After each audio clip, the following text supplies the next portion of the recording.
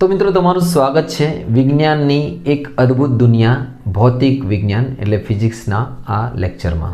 आजना जे आ video है एमां हूँ तमने समझाईश चैप्टर नंबर 7 धोरण 9 वात छे। एनी अंदर बाकीना रहेला 6 થી 10 दाखला गणतरीवाळा। હવે મિત્રો આના પહેલાં 1 થી 5 દાખલા મેં ઓલરેડી ગણાવી દીધા છે। જો તમારે આ બાકી હોય તો જરૂર જોઈ લેજો। અને જો મિત્રો તમને ખરેખર શીખવાની ઇન્ટરેસ્ટ હોય ને તો વિડીયો જોજો।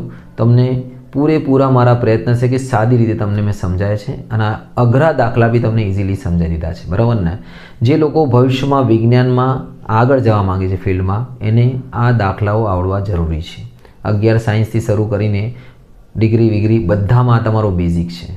ઓકે મિત્રો, તો લેટ્સ બિગિન फ्रॉम द दाखला नंबर 6 थी स्टार्ट करीशू 10 सुधी।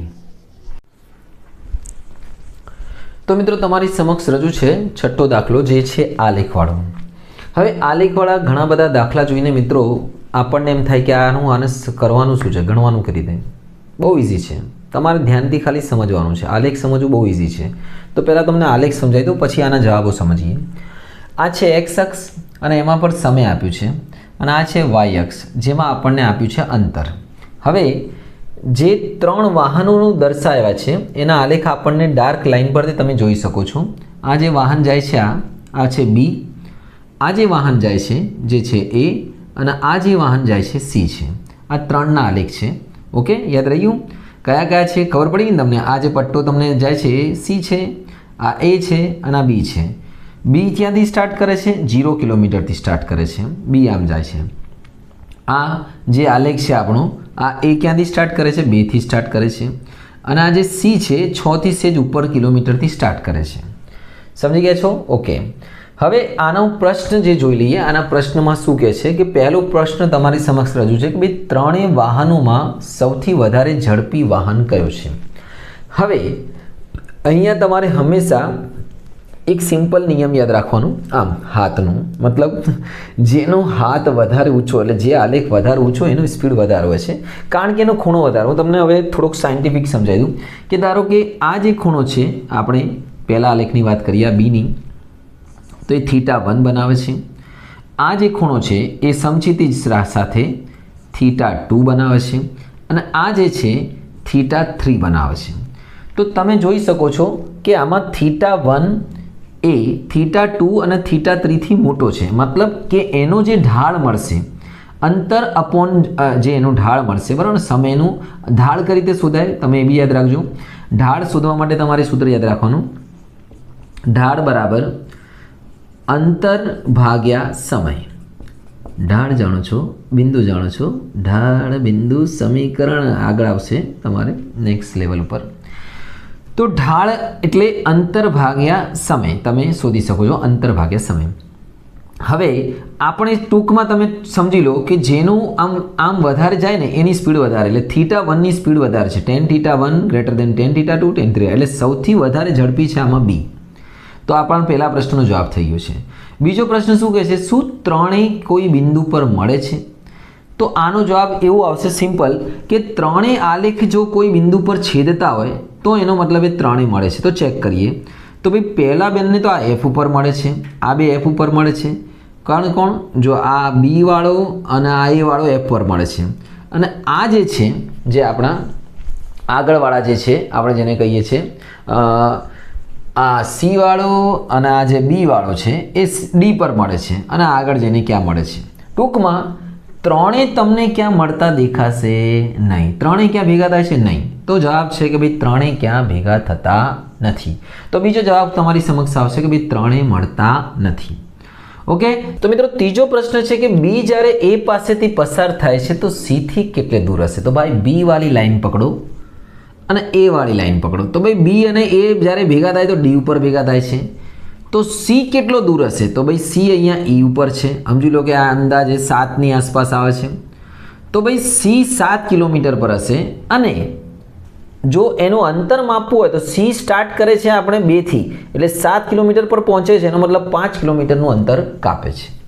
એટલે તમને જવાબ આવશે કે બી અને એ જ્યારે સાથેથી પસાર થાય છે તો સી એમનાથી 7 કિલોમીટર પર આવેલો છે। અને છેલ્લો પ્રશ્ન, બી તો મિત્રો ચોથો પ્રશ્ન છે કે બી જ્યારે સી પાસેથી પસાર થાય છે તો બી એ કેટલું અંતર કાપ્યું હશે. તો હવે ધ્યાનથી જોજો, તમારે બીની લાઈન જોવાની છે અને સીની લાઈન જોવાની છે. તો બંને એફ ઉપર ભેગા થાય છે. ક્યાં ભેગા થાય છે? એફ ઉપર. અને એફ ઉપર જ્યારે ભેગા થાય છે ત્યારે બીનું ડિસ્ટન્સ તમારે આમાંથી તમે જોઈ શકો છો, આટલે પહોંચે છે બી, લગભગ 4 અને 5ની વચ્ચે, એની વચ્ચે, બરાબર ને, બંનેની વચ્ચે 4 ને વચ્ચે 5, 6 ની વચ્ચે 5 આવે અને આ બંનેની વચ્ચે, એટલે 4.5 કિલોમીટર પર હશે. કોણ? બી. ઓકે, તો આ થઈ ગયું તમારો ચોથો પ્રશ્ન અને ચારેય પ્રશ્નોના જવાબ મેં લખી દીધા છે, તમને બાજુમાં બી મળી છે અને સમજાવી દીધા છે. ઓકે, નેક્સ્ટ દાખલા તરફ જઈએ આગળ. તો મિત્રો 7મો દાખલો તમારી સમક્ષ પ્રસ્તુત છે કે 20 મીટર ઊંચાઈથી એક દડાને નીચે ફેંકવામાં આવે છે અને એનો વેગ 10 મીટર પ્રતિ સેકન્ડના સ્ક્વેરના નિયમિત પ્રવેગથી વધે છે. ઊંચાઈ પરથી એક દડો નીચે તરફ આવી રહ્યો છે અને વેગથી વધે છે. તો કેટલા વેગથી એ જમીન સાથે અથડાશે અને કેટલા સમય પછી અથડાશે? ઓકે, તો મિત્રો આ જે દાખલા છે એના માટે તમારે જોઈએ, પહેલાં તો તમારે યાદ રાખવાનું છે કે આ સૂત્રો કદી બી નહીં ભૂલવાના, જેમાં છે આ નિયમિત પ્રવેગી ગતિના સૂત્રો છે. v બરાબર u પ્લસ at, પછી છે 2as બરાબર v square minus u square, અને એના પછી છે, અને ત્રીજો સૂત્ર છે s બરાબર ut plus half at square. આ છે ગતિના મુખ્ય 3 સમીકરણો, જેમાં તમારે હંમેશા કામમાં આવશે બહુ આગળ સુધી.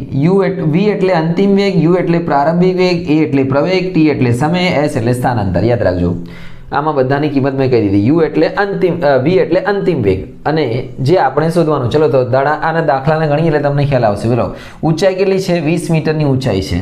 મતલબ કે સ્થાનાંતર દડો જે સ્થાનાંતર કરશે s એ કેટલા મીટરનું આવશે? 20 મીટરનું સ્થાનાંતર. ઓકે, અને એનો વેગ છે, એટલે જે વેગથી ગતિ કરે છે, નહીં વેગ નથી, એ પ્રવેગ છે, મીટર પ્રતિ સેકન્ડ સ્ક્વેર. તો એ બરાબર છે ભાઈ 20 મીટર પ્રતિ સેકન્ડ સ્ક્વેર, મતલબ પ્રવેગ છે એ એક્સેલરેશન, અને નિયમિત પ્રવેગી ગતિ કેટલા વેગ પછી, એનો મતલબ અંતિમ વેગ શોધવાનું છે અને આપણે કેટલા સમય પછી એટલે t શોધવાનું છે.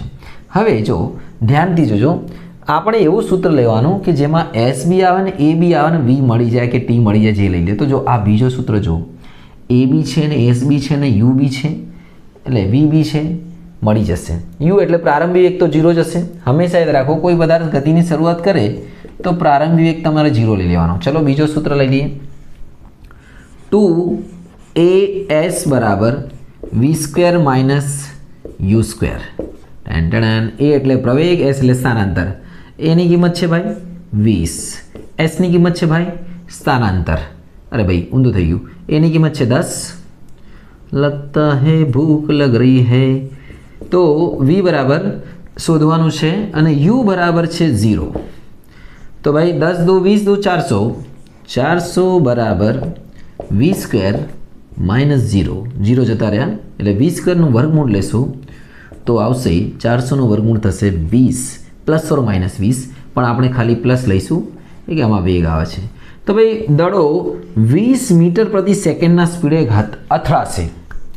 ઓકે, અને બીજો એનો પ્રશ્ન છે કે ભાઈ કેટલા સમય પછી અથડાશે? તો t શોધી શકો છો ને. t જો તમારી પાસે આમાં બી t છે, આ બી લગાવી શકો છો, પણ આ લાંબો સૂત્ર પડશે એના કરતાં આમાં બી t છે, એ લગાવી દો t ને. તો લગાવો પહેલું સૂત્ર, v બરાબર u પ્લસ at, બરાબર ને. v is equal to 20, u બરાબર 0, a બરાબર 10, t શોધવાનું છે. 0ની કિંમત ગઈ 10t, તો 10 નીચે લાવી દો તો 20 ભાગ્યા છેદમાં 10, t બરાબર 10 દુ 20.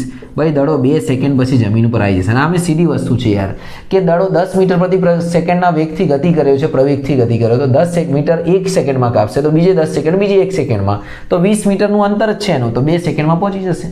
ઓકે, આગળ વધીએ ત્રીજા દાખલા તરફ, એટલે મીન્સ 8મા દાખલા તરફ. તો મિત્રો તમારી સમક્ષ રજૂ છે 8મો દાખલો, બરાબર ને. અને આની અંદર એક આલેખ આપ્યું છે, એક કારની ગતિનો આલેખ બતાવ્યું છે, બરાબર. અને એમાં એની આલેખ છે ઝડપ વિરુદ્ધ સમયનું. એટલે આ બાજુ એની ઝડપ છે, આ બાજુ સમય છે, સેકન્ડમાં છે. સમય સેકન્ડમાં છે, ઝડપ મીટર પ્રતિ સેકન્ડમાં છે. હવે એનો જે પહેલો પ્રશ્ન છે કે ભાઈ કાર પ્રથમ 4 સેકન્ડમાં, જે 4 સેકન્ડની લાઈન દોરેલી છે એમાં કેટલું અંતર કાપે છે. આપણી પાસે ઝડપ તો છે કે ભાઈ ક્યારે છે, પણ અંતર નથી. તો અંતર શોધવા માટે તમારે આ જે એરિયા છે, આ જે દેખાય તમને, આ જે એરિયા છે, આ ટોટલી આ એરિયાનું તમારે શોધવું પડશે ક્ષેત્રફળ. હવે આ એરિયાનું ક્ષેત્રફળ આપણે કઈ રીતે શોધીશું એ આપણો પ્રશ્ન છે. આ જે મેં લાઇનિંગ કરી છે એને એવું કીધું બી છે કે આ ભાગને શું કરો, છાयांકિત કરો અને પછી એનું ક્ષેત્રફળ બી શોધો. તો જો હું તમને લાઇનિંગ કરીને બતાવી દઉં છું, એરિયો આખો ભરી દઉં છું આખો. ઓકે, હવે આપણે એક આઈડિયા વાપરીશું. આપણે આના ચોરસ ખાનામાં વેચી દઈએ, બરાબર ને? અત્યારે તો આને ભરી દઈએ સમજી લો, પછી હું તમને ચોરસ ખાનામાં વેચીને બતાવું કે આ જે ભાગ છે એ જે મેં કર્યું છે એને આપણે ચોરસ ખાનામાં બનાવી દઈએ તો કેવું બનશે. જો બનાવી દઈએ તો મિત્રો આને જે છે આલેખને મેં ચોરસ ખાનામાં વિભાજિત કરી દીધા છે. હવે ધ્યાન દેજો, આપણો જે પહેલા પ્રશ્નનો જવાબ હું તમને ગણતરી કરીને બતાવું છું કે આમાં પહેલાં ખાનાનું જે ક્ષેત્રફળ શોધી નાખીએ, એક ખાનાનું ક્ષેત્રફળ શોધીએ, બરાબર? ધ્યાન આપજો. એક્સ અક્ષ પર, આ એક્સ અક્ષ પર છે, અહીંયા લખીએ આપણે કે ભાઈ એક્સ અક્ષ પર એક ખાનાની કિંમત છે 2 સેકન્ડ, બરાબર ને? એક ખાનું બરાબર કેટલા સેકન્ડ? 2 સેકન્ડ. અને વાય અક્ષ પર જે એક ખાનું છે એ છે, જોઈ લો, વાય અક્ષ પર બી 2 છે પણ આ સેકન્ડમાં નથી, આ મીટરમાં છે, એટલે મીટર પ્રતિ સેકન્ડ. 2 મીટર પ્રતિ સેકન્ડ મતલબ આ વેગ છે, આ ટાઈમ છે. હવે તમને ખબર છે S બરાબર VT એટલે મીન્સ V બરાબર S/T થાય ને, વેગ બરાબર ઝડપ ભાગ્યા અંતર. તો આપણને જે શોધવાનું છે અંતર બરાબર વેગ ગુણ્યા સમય. તો આપણે એક ખાનાની જે કિંમત થશે 2 ગુણ્યા 2 એટલે કેટલા થશે? 4. એક ખાનાની કિંમત થશે 4 મીટર. કેટલી થશે? 4. તો ભાઈ આ 4 મીટરનું અંતર છે આટલું, આ બી 4 મીટર. અને રહ્યા કેટલા ખાના? ટોટલ ખાના કેટલા થશે? જો 1 2 તો ફૂલ ભરેલા છે, આપણે નાના ધોરણમાં શીખ્યા છે. અને આ બેને એક કરી લઈએ અને આને એક ગણ લઈએ, તો આ બેનું એક થઈ ગયું ને એક થઈ ગયું, એટલે 4 ખાના થઈ ગયા. તો 4 ખાનાનું ખાના બરાબર એક ખાનાની કિંમત છે 4 મીટર, તો 4 ખાના બરાબર 4 ગુણ્યા 4 16 મીટર. તો મતલબ આ એક ખાનું ગણવાનું, આ બંનેને એક ગણવાનું, 2 આના ગણી લો, 4 આના ગણી લો, એટલે ટોટલ જે થશે એ 16 મીટરનું અંતર કાપશે. આ મેં એકદમ સરળ રીતે તમને સમજાવી દીધું મિત્રો, આનાથી ઇઝી રીત કોઈ નહીં હશે. અને આગળ જોઈએ બીજો આનો પ્રશ્ન છે. એનો બીજો પ્રશ્ન શું છે કે ભાઈ આની અંદર જે ગતિ છે એ આ પદાર્થ સુરેખ પથ પર ગતિ સ્થિર ક્યારે કરે છે? કાપો ભાઈ, કાપો. અને મિત્રો બીજો પ્રશ્ન છે કે આલેખનો કયો ભાગ આમાં નિયમિત પ્રવેગી ગતિ દર્શાવે છે? નિયમિત ગતિ દર્શાવે છે. તો ભાઈ આલેખનો અહીંયાથી તમે 6 સેકન્ડથી શરૂ કરશો ને ભાઈ, 6 સેકન્ડથી લઈને 10 સેકન્ડ, એટલે આ જે ભાગ છે, બરાબર ને, એકદમ સીધી રેખામાં, બરાબર ને, આ જે ભાગ છે 6 સેકન્ડથી લઈને 10 સેકન્ડ સુધીનો આટલો ભાગ નિયમિત એની ગતિ દર્શાવે છે. બરોબર, ખબર પડી ગઈ છે? તો આગળ વધીએ બીજા દાખલા તરફ. તો મિત્રો 9મો દાખલો છે, એટલે પ્રશ્ન જેવું છે કે ભાઈ નીચેની પૈકી કઈ પરિસ્થિતિ શક્ય છે તો તેના દરેકના ઉદાહરણ આપો. હવે સૌથી પહેલો જે પ્રશ્ન છે, શક્ય હોય તો દરેકના ઉદાહરણ. કોઈ પદાર્થ કે જેનો પ્રવેગ અચળ પણ વેગ શૂન્ય હોય. તો ભાઈ મિત્રો હવે સમજીએ, હું તમને ઉદાહરણ આપું છું એનું. ધારો કે કોઈ પદાર્થ જેનો પ્રવેગ શું હોય? અચળ હોય, એટલે મીન્સ નિયમિત હોય, અચળ હોય, ફિક્સ હોય, પરંતુ તેનો વેગ શૂન્ય હોય. ધારો કે આપણે કોઈ પદાર્થને ઊંચાઈ પરથી છોડીએ ને, ધારો કે અહીંયાથી તમે એક દડાને ફેંક્યા આમ, તો એ દડો જ્યારે નીચે આવશે તો એનો પ્રવેગ ફિક્સ રહેશે. દર વખતે મુક્ત પતન કરતો પદાર્થ છે ને એ 9.8 મીટર પ્રતિ સેકન્ડના સ્ક્વેરથી નીચે આવશે અને એનો પ્રારંભિક વેગ શું હશે? 0. એટલે વેગ 0 છે અને એનો પ્રવેગ 9.8 પ્રતિ મીટર સેકન્ડ સ્ક્વેરથી વધતો જશે, એટલે પ્રવેગ ફિક્સ છે. એટલે જે પહેલાનો જવાબ આવશે એ આવશે મુક્ત ગતિ કરતો પદાર્થ, મુક્ત પતન એટલે ફ્રી ફોલ. ઓકે, ચલો બીજો પ્રશ્ન છે શું એનું સમજાવી દેવું અને જવાબો બી તમને લખેલા મળી જશે. કોઈ પદાર્થ જે પ્રવેગી ગતિ કરે છે પણ ઝડપ નિયમિત છે. હવે જો પદાર્થ પ્રવેગી ગતિ કરે છે, મતલબ પદાર્થનો પ્રવેગી છે અને એનો વેગમાં સતત ચેન્જીસ થાય છે અને ઝડપ ફિક્સ છે. તો આવી કઈ ગતિ છે? સુરેખ પથ પર તો આવું શક્ય નથી કે ભાઈ પ્રવેગ એનું બદલાતું રહે, વેગ બદલાતું રહે અને ઝડપ ફિક્સ રહે. તો એનું શક્ય છે ગોલમાલ હે ભાઈ, સબ ગોલમાલ હે. મતલબ વર્તુળાકાર ગતિ, નિયમિત વર્તુળાકાર ગતિ. જ્યારે કોઈ પદાર્થ, ધારો કે આ પદાર્થ આમ ફરે છે, એ ફરે, લંગસીઓ ફરાયો છે તમે એ રીતે ફરે છે આ, તો એનું દર સેકન્ડે એની વેગ બદલાશે કે વેગની દિશા બદલાય. વેગ ક્યારે સ્થિર રહે? કે જ્યારે દિશા ના બદલાય. તો વેગ તો દર સેકન્ડે બદલાશે, એનો મતલબ વેગ બદલાય, મતલબ પ્રવેગ આવે છે, પ્રવેગી છે અને સ્પીડ એની ફિક્સ રહેશે. તો આનું ઉદાહરણ આવશે બીજાનું નિયમિત વર્તુળમય ગતિ. ત્રીજો પ્રશ્ન છે કે ગતિ કરતા પદાર્થનો કોઈ ક્ષણે પ્રવેગ તેની ગતિની દિશાને જ તે જ ક્ષણે લંબ હોય. તો ભાઈ ગતિની દિશાને લંબ હોય તો એનું ઉદાહરણ ત્રીજાનું બી જ આ જ આવશે, નિયમિત પ્રવેગી ગતિ. કારણ કે નિયમિત પ્રવેગી ગતિમાં ધારો કે એની ગતિની દિશા આમ હશે, બરાબર ને, અને એ લંબ હશે 90ના. તમે કોઈ બી ખૂણે લઈ લો તે એ આ દિશામાં હશે અને આની સાથે શું બનાવશે? 90નો ખૂણો. ઓકે, તો બી અને સીમાં નિયમિત પ્રવેગી ગતિ આવશે. નિયમિત પ્રવેગી ગતિની નિયમિત વર્તુળમય ગતિ. જે નિયમિત વર્તુળમય ગતિ છે એમાં પદાર્થનું દર સેકન્ડે તેની જે દિશા હોય છે, વેગની દિશા, એ લંબ હોય છે, બરાબર ને, ત્રિજ્યાને. ઓકે, આગળ વધીએ લાસ્ટ ક્વેશ્ચન ઉપર. તો મિત્રો છેલ્લો દાખલો છે કે એક કૃત્રિમ ઉપગ્રહ 42,250 વર્તુળાકાર ત્રિજ્યાવાળા વર્તુળાકાર પથ પર પૃથ્વીની આજુબાજુ 24 કલાકમાં એક પરિભ્રમણ પૂરું કરે છે. તો એની ઝડપ શોધો. Very simple. જો તમને આકૃતિ સમજાવી દઉં પહેલાં એટલે તમને ખ્યાલ આવી જશે. આ છે પૃથ્વી, બરાબર ને, આ આપણી છે પૃથ્વી. કૃત્રિમ ઉપગ્રહ એટલે સેટેલાઇટ, અને અહીંયા છે આ સેટેલાઇટ. આ સેટેલાઇટ ફરે છે આમ, આ એનો માર્ગ છે, સમજી લો, અને એને ફરતા 24 કલાક થાય છે અને એક રાઉન્ડ મારતા. અને પાછું આનું ત્રિજ્યા છે, બરાબર ને, એ જે ત્રિજ્યા છે એ છે 42,250. તો અહીંયા લખી દઈએ આપણે મિત્રો, ત્રિજ્યા બરાબર 42,250 કિલોમીટર અને ત્રિજ્યા એટલે r થાય છે.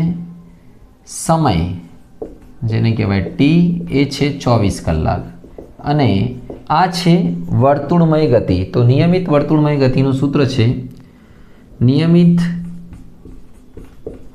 વર્તુળમય ગતિ